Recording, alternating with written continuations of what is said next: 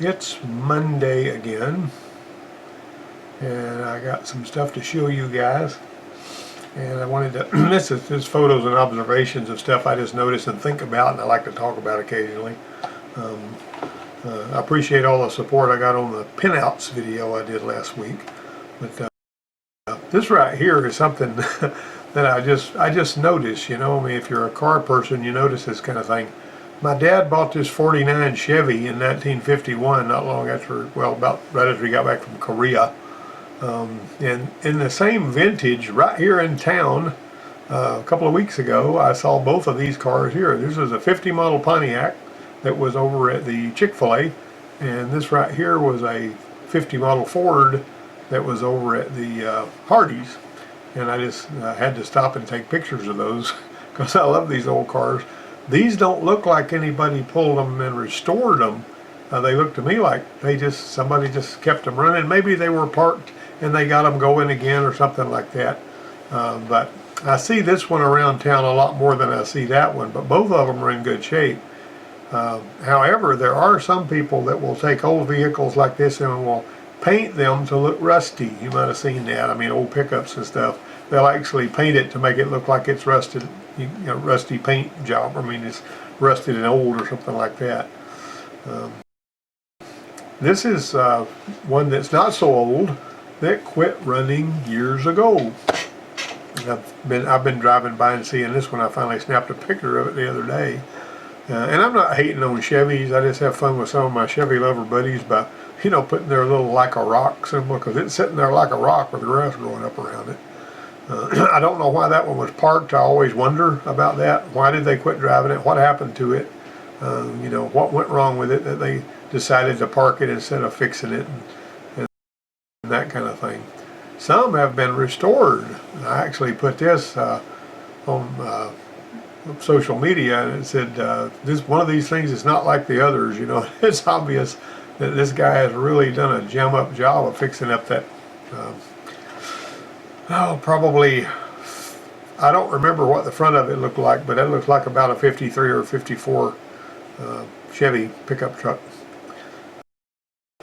You can actually ruin one by doing something like this to it. I never have understood why somebody would take something like a square body pickup. It's their business, it's their money, it's not my vehicle. But personally, if they were going to sell this, who would buy it? Maybe I'm just being short-sighted, but if you saw a pickup like this one and you saw another one that hadn't been altered and they were side by side, which one of these would you buy? Would you buy this one or the one that was like it was when it was new? I used to tell my students this: you can do all of these mods on one, thinking you're making it really, really special, but it won't suit anybody but you. This one here is one, I made this from a picture I took for these old Chevys sitting in the weeds. This 56 Biscayne, he says, I reckon anybody want me going again. Well, what do you mean, like, hey, cool, a 91 Astro van? Said nobody ever. Incidentally, I used to work on those Astro vans and I hated them. I'd rather work on an Aerostar or a Windstar than one of those Astro vans any day.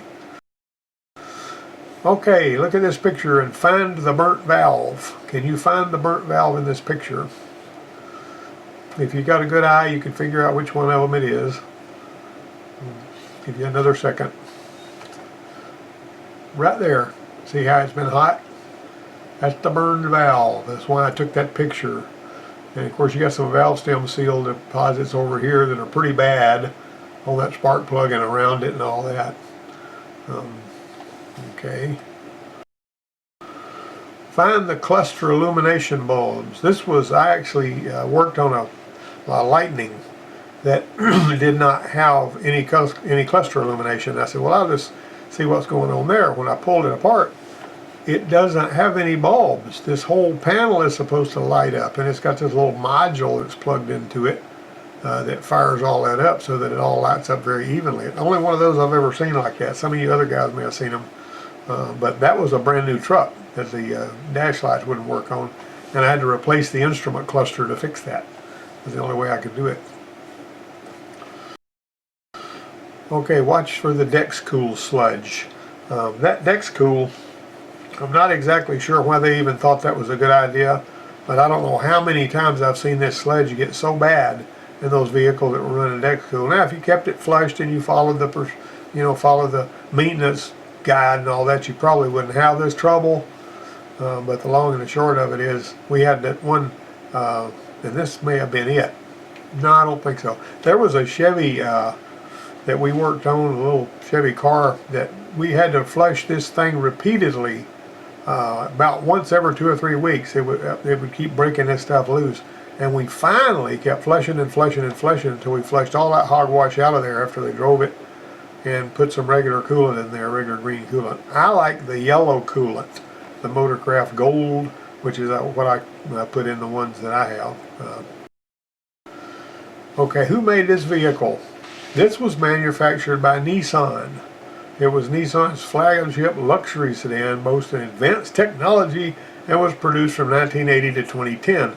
Have you ever seen one of these? These things are so rare, you almost never see one.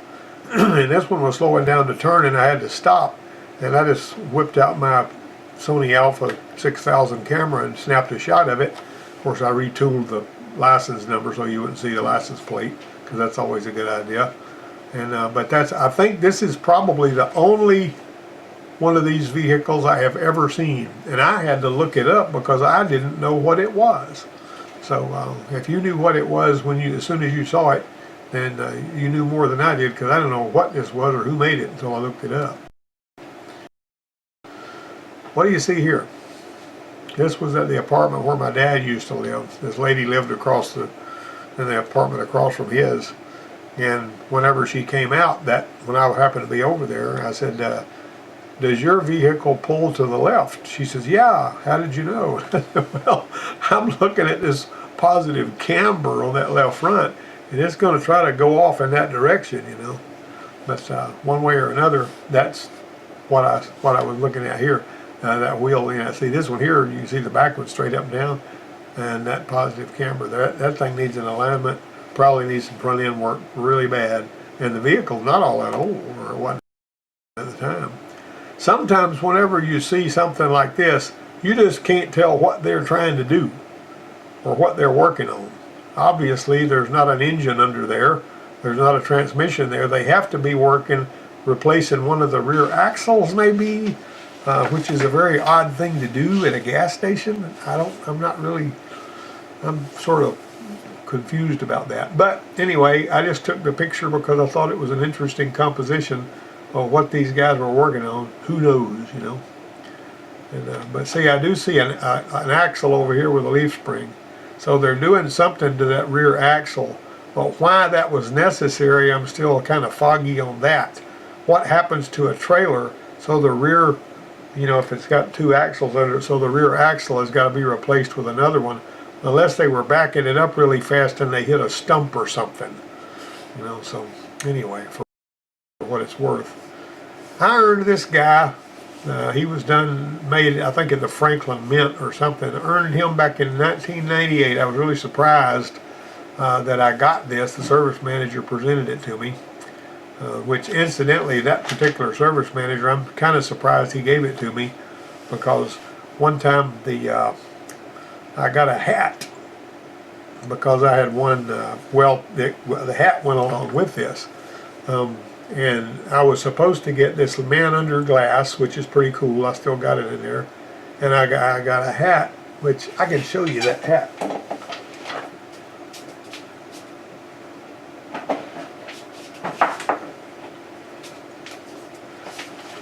Excuse me, I should have had this ready. This is the hat I got. That one right there. Okay, now what happened there was and this is kind of funny. The guys up at Ford says, "Did you get your hat and your figure under glass?" I said, "No, I didn't get a hat." And I said, "Really?" And so I said, "Well, I wonder what happened to my hat." And they says, "Well, I will tell you this." They said there was a parts manager that when he opened the package, he took the hat that was supposed to go to the mechanic, and he wound up losing his job over that, because that hat was supposed to go to the mechanic. And he says people always get tempted to steal that hat. And I said, "Really?" So I went and told the service manager, I says, what happened to that hat that came with this? He goes, what hat? What hat? What are you talking about? And I says, well, you better be careful, because Ford said there was a parts manager that lost his job because he took that hat. And so the parts manager, the service manager said, well, I don't know anything about no hat. And so about a week later, I went in the shop foreman's office, which is over next to the service manager's office, and I saw this hat sitting on his desk. And I said, where did you get this hat? And he says, oh, the service manager gave it to me. Which I thought that was downright hilarious, because the service manager got spooked because he had this hat that got some parts guy fired, and he passed it over to the shop foreman, and I guess he figured if Ford was going to get anybody fired, they would fire the shop foreman instead of him. Anyway, that's one of those funny little situations where you know what happened, and it really doesn't matter, that somebody took your hat, it's not the end of the world, but it was funny. This is Mode 6 data. If you don't know what that is, it's basically something that was originally put in place just for engineers. But then they made it available on some of your higher end scan tools. Believe it or not, this is a $200 Android radio I bought from Amazon and put in my Explorer. And I got an ELM 327, which cost about $12. And I interfaced with it using the Torque app. And this thing will actually pull up Mode 6 data. And you notice when I pulled up the Mode 6 data, I let it check it, and it found, you notice it's got minimum, maximum, and if the reading is outside the minimum and the maximum, it hasn't thrown a code, but it's got one that it may throw later if this continues. See, that's how many failures it had. Here's another one. It was supposed to, well, excuse me, that's the same doggone one. That wasn't the one I meant to put in there. Well, yeah, maybe so. Look at that. That must be the maximum number of failures it can have or something, because they got the same numbers even though it's two different. That's 81 and that's 31. That's, that's your hexadecimal code or whatever you want to call it. I don't know. But anyway, I just wanted to show you that. That's pretty good if you're looking for something that'll tell you if you got a pending misfire code or something as a early warning thing. But a lot of mechanics don't even use that Mode 6 data, but it's available on a really high-end scan tool if you want it. And I was surprised that this Android radio, this app that I put on this Android radio in my Explorer, and that little $12 ELM 327 I bought from Amazon, it's the blue one, would do that. Now this is students, impact wrenches, and 12-point sockets. You say don't use a 12-point socket. You need to use the black socket. You need to use the socket that's not 12-point. On this bolt is really, really tight and really rusty and does not want to come out. So then they come to me with it looking like this and it's still in there. And they says, hey, can you get this thing out? So what I got to do is get a socket that's a size smaller and smear valve grinding compound all up in it and drive it on there with a hammer really, really hard, and then hold the impact wrench and let it slug and slug and slug, and finally it breaks it loose and brings it out of there. But sometimes they would make stuff worse than that. They would get some to the point of where, it would be very difficult for anybody to fix, and then they'd come want you to bail them out. And sometimes there was stuff that they could figure out themselves, and I would say, hey, do you want me to come do that for you or what? Because you're supposed to be learning how to do this. Well, no, I don't want that, but they basically wanted you to tell them push, pull, snap, click, and all that. Kind of like some of the customers would say, my vehicle is supposed to get 22 miles to the gallon on the highway and it's only getting 21. And I'm thinking, there is not a screw somewhere that I can turn to get you 1 more mile per gallon. It has a lot to do with what you're doing with your foot, but a lot of times people have the idea that you can fix. This one guy came and he was saying, and I kind of got off on a tangent away from the bolt here, but this guy said, my truck is only getting 14 miles to the gallon. Well, he didn't pay attention to what the sticker said, but he brought it in there for me to check, and I checked everything out, and I looked at it and said, wait a minute, you've got a C6 transmission in here with no overdrive and a 351, you're doing good getting 14 miles to the gallon. You know, if you got an automatic overdrive and a 302 instead of a 351, you'd do a whole lot better. But a lot of those people would buy something like a Bronco. They'd say, I want this one because it matches my boat. And I said, really? You know, they didn't pay any attention to what transmission was in it or what the differential ratio was. And they would buy something that was designed for heavy duty work, and they'd want to use it like a car. And that's okay because you'll get a lot of miles on it, but you're going to get a lot of out of it. You're going to buy a lot of gas too, you know. Now, one simple mistake on something like a transmission overhaul can ruin a job. I was illustrating this because this is the way this needle bearing goes. Put it on there like that, and it's going to explode and come apart. And this is actually, I was able to illustrate this because I had a torque converter that was cut apart, and it's got a needle bearing on the stator like that. But I basically wanted to show the students that because one student built an A500 Dodge transmission, and he put this back in here upside down, just dropped it in there, didn't think it would make any difference which way it went because the bearings are bearings, right? But when he put it in there wrong, that thing came all to pieces. It filled that transmission, that valve body up with metal. He worked and worked and worked and worked and worked on that thing before he ever got it straightened out because he put that one bearing in there wrong. Also, you can get surprised on one of those A500s. You think this looks like it's right, but actually that is what goes there. And that's pretty amazing because, you know, anybody who's even done automatic transmissions is not used to seeing a piece of wire in there, but that's what's supposed to go in there, even though he put this in there. Now, what would be the ramifications of that? Not sure, but there's a reason they put wire in there. I think this would probably hold the clutches a little too snug together and they'd probably burn up, I don't know. But one way or another, we figured out that he had done that wrong because that piece of wire was supposed to go there in that wire spring instead of that. Here's brand new pinched wire. I mean, somebody put this in there without paying any attention. They were just throwing it, you know, throwing that bumper on there or whatever it was, and zipped it down and just pinched it good right there. You know, you can see that.